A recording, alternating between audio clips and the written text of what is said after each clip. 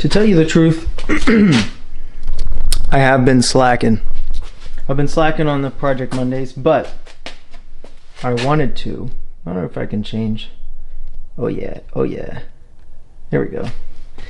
I wanted to showcase some of the things that I've done on the motorcycle. This is a 2019 BMW F750 GS, and I made, and you can't fucking see that, I made some racks. I'll put footage from my phone.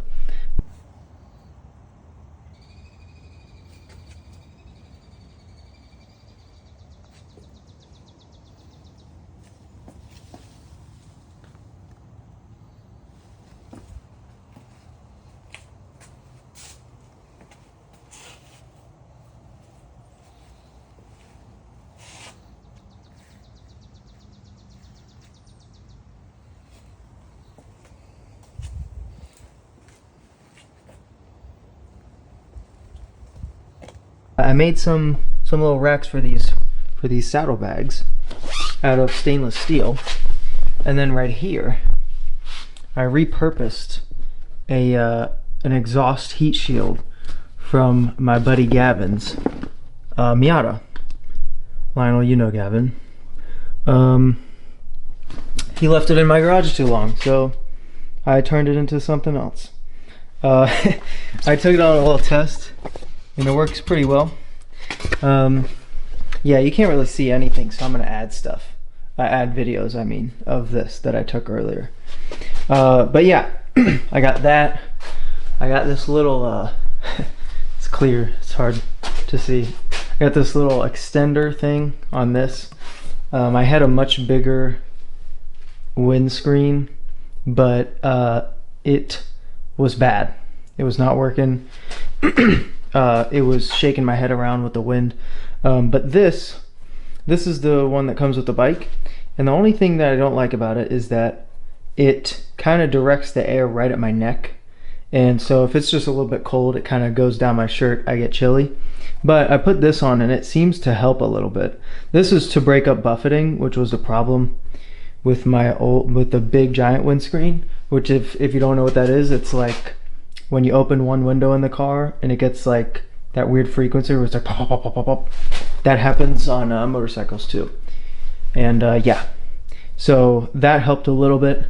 The reason why I'm doing all this is because I am going to Virginia tomorrow. I'm taking the motorcycle all the way up to Virginia. I haven't gone on a motorcycle trip that far yet. But I got my big saddlebags. These things are pretty big, I feel like. I don't know how well that's showing up. It looks like a big like sock, which I think is pretty funny. But yeah, they're pretty big. They should hold a lot of stuff. I've got a little phone mount right there. And it's upside down because it kind of, I haven't figured out how to orient it yet, because it kind of hits the gas tank when I turn the bars too much. So anyway, I did want to talk about stuff. Okay. So I'm gonna see if this will let me sit up here. Yeah. So Lionel and I, you Lionel and I, this definitely needs to be aimed up more. Hold on. How about this? Boom. There we go. You and I, Lionel, have been doing some like more creative endeavors through the week and are planning on writing about them. I sent you some of mine.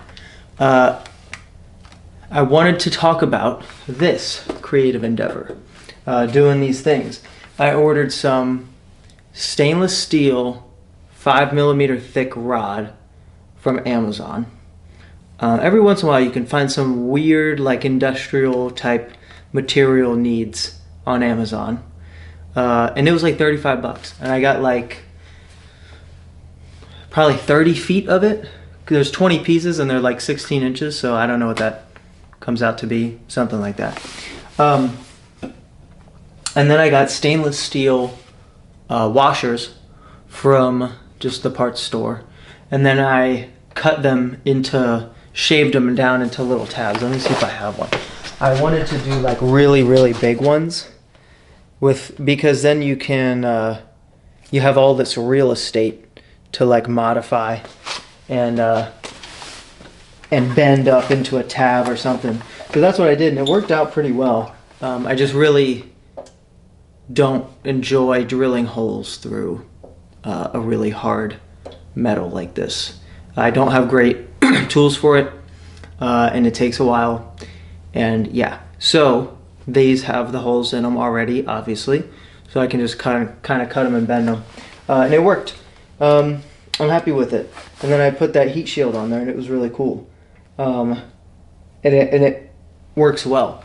I want to talk about, there's a lot that I think about while I'm doing this type of shit. And what I was thinking about was, I hear a lot of people say, you know, success is like when you get to choose your problems, you know? Or not just success, but you know, it's like, people always say, oh, first world problems, right? And it's like, yeah, first world problems. You're at the base of that is like, you get to choose it. And I chose to take on a lot of problems with the Suzuki. And it taught me a lot. And it's weird because when I first got it, I didn't know what I was planning to do with it. And then I was like, well, I want to be able to resell it so to get some of my money back on it. So I was sort of looking at it through that lens, like, well, I'm going to do this because if somebody buys it, then blah, blah, blah. And that fucked me up, and I was like, that's just not helpful at all. It was not working for me as a framework for building and modifying this motorcycle. So I came away from that, and I started to do a lot more just because I thought it was right. And that was good. That was good practice, and also I think that's the way to build something like that. And then I did get a lot of my money back from it when I finally sold it. And I'm here, you know, with this thing. And I'm really, really choosing my problems because it doesn't have any problems. I'm creating the problems. I think that's the thing. I chose all the problems on the Suzuki because I chose and created problems on the Suzuki. It had problems, and I chose to take them on by buying it. But also then I was like, well, I really want to do this and challenge myself with this thing. But this is like, I don't need to do this, but I want to take it to Virginia. So I need some saddlebags. And then if I want to do some saddlebags, I need something to keep it off the exhaust and kind of hold them in place and stuff. And I did the whole thing for like $50, which is cool. You know, minus the $1,000 welding setup and stuff. But that was the materials, the material cost, and took me probably 10-ish hours of work to do all this. So tomorrow we will see how it stands the test of time. 4 hours. And yeah, it'll be fun. It'll be a good time. But yeah, there was a lot of problem solving with this. But it's different now because I don't have to do it.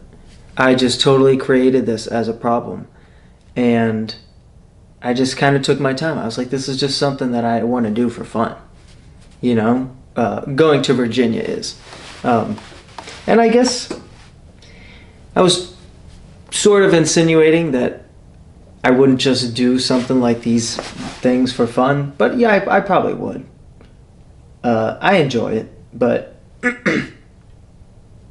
yeah. The only reason I would say I wouldn't do it for fun is some sort of external capitalist pressure about making money and wasting my time and blah, blah, blah, blah, blah. But I enjoy it. That's the truth. I really do.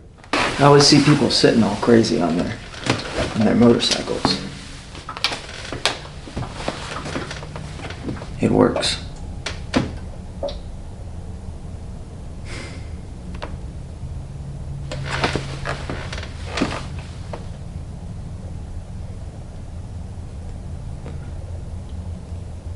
Yeah, this motorcycle is crazy.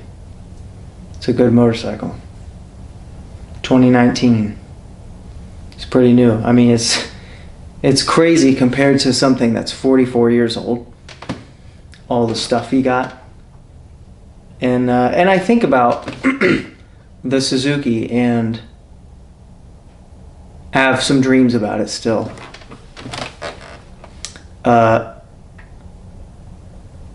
But the dreams are about the mechanical stuff on it. They're not really about riding it much. Which is weird because before I had it, road legal and stuff, and road worthy, I had so many dreams about riding it. And then I started riding it and they kind of went away. And all the dreams are just like working on it now. But it's funny to know that it's like somewhere out there. Just, it still exists. It's just not here. But this was definitely the right choice. And something I was thinking while I was riding this was like, man, I wish I had this confidence that I have on this motorcycle, or I had this confidence that I have on this motorcycle when I was riding the Suzuki, to really appreciate it. To the fullest extent that I can. But what I realized was it would take a motorcycle like this for me to have the confidence in my riding ability and, my competence on a motorcycle. There's something interesting about that.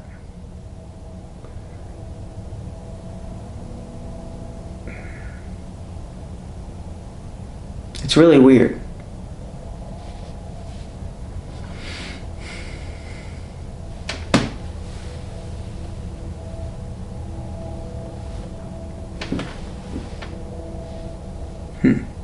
I don't know. Oh, my phone's right here.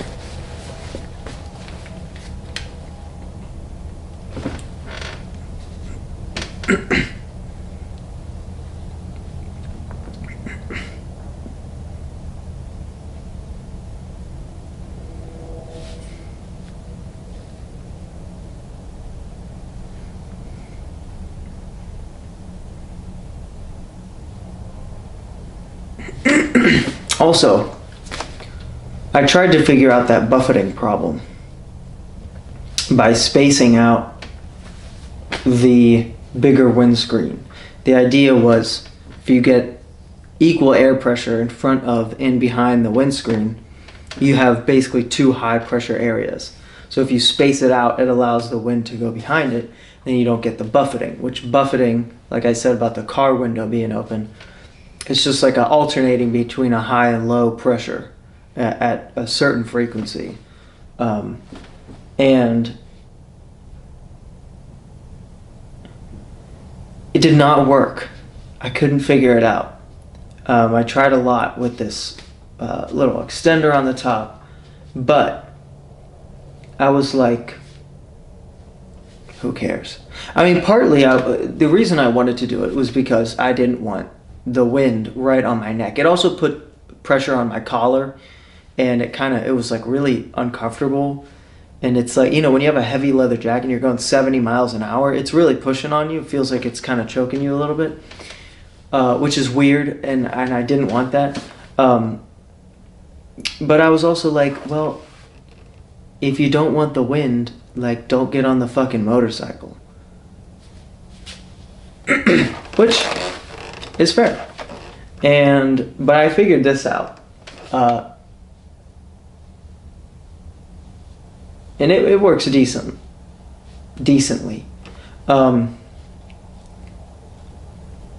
the funny thing was, I did all this work to make that windscreen fit, and even spent money on like longer bolts and stuff. And I made these cool spacers. Oh, almost dropped my phone. There we go.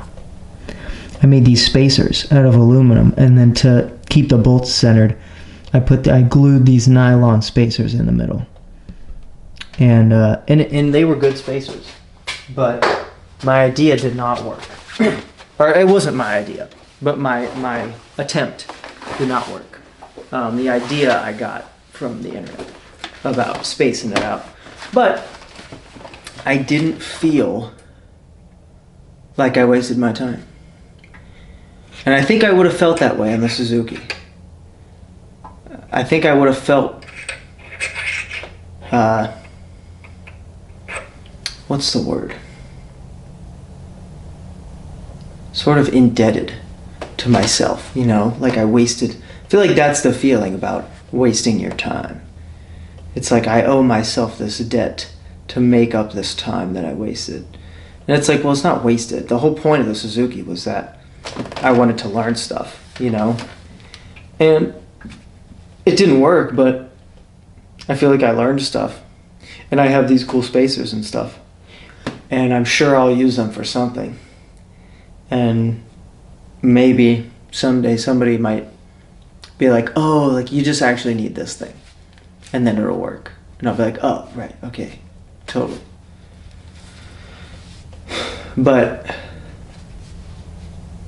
yeah, I guess I'm talking about all these things, and I don't really know exactly where these feelings are coming from, or why I feel so much more like at ease about spending time on something. I think it's because the fucking motorcycle works.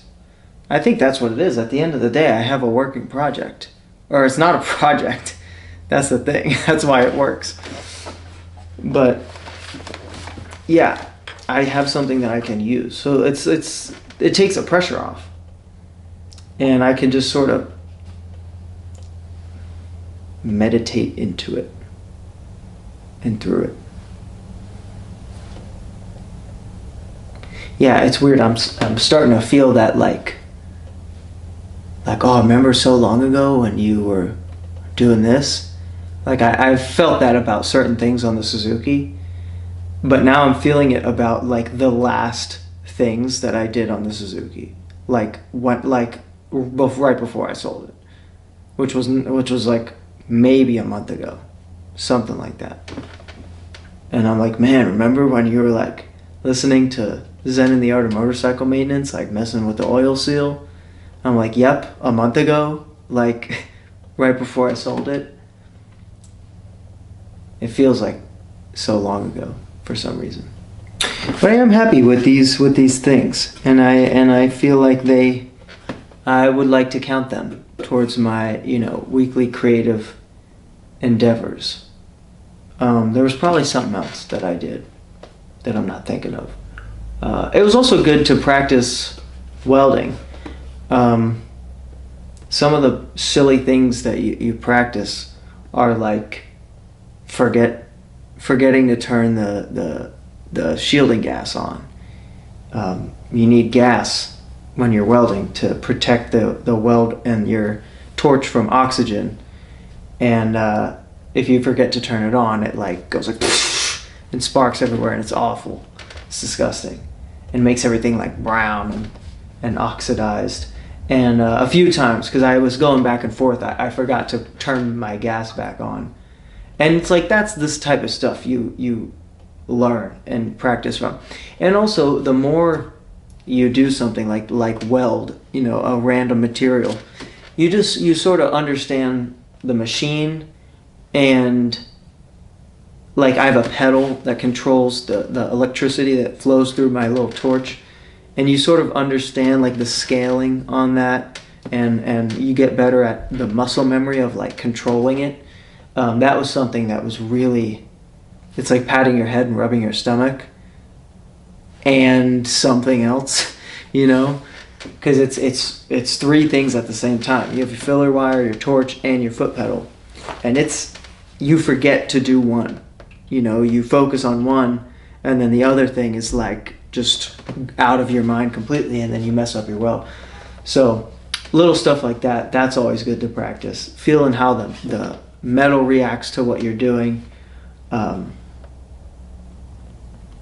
Yeah, it's all hard to put words to, but it's that little subtle stuff that I think makes us regard something as an art versus a science.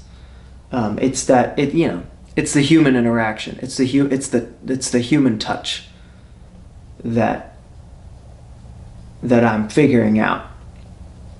And yeah, it was a good experience. I don't know. I kind of wish I had more to say, because I sure was thinking about a lot of different stuff while I was doing all this. But I'm blanking. This is a practice one. I do have ideas for the Project Mondays, but there's one idea I really want the weather to be warmer for, and it's been kind of cold and rainy a little bit. Not cold, but like not warm either. But it will happen. It will happen. I'm debating if I want to take my camera to Virginia Tech to visit tomorrow, because I could film some stuff. I'll see. Maybe if I can fit it, I'll do it. Yeah, I could just take the camera and a tripod, something like that. Fuck it. All right. Project Monday out. Peace.